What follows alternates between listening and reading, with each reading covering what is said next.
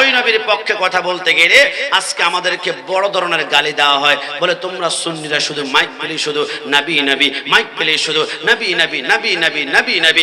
আমি আজ থেকে 17-18 দিন পূর্বে ব্রাহ্মণবাড়িয়া কসবাতে একটা প্রোগ্রামে গিয়েছিলাম। ব্রাহ্মণবাড়িয়া কসবা এত মারাত্মক বাতিল একটা এরিয়া।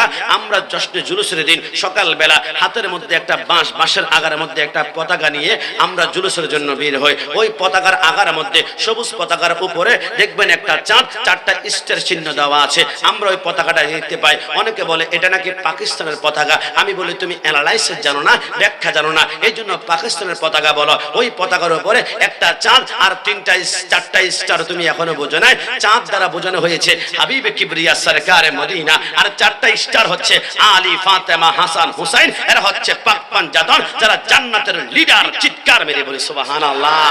আমরা সুন্নিরা ওই জশ্নে জুলুসের দিন সকাল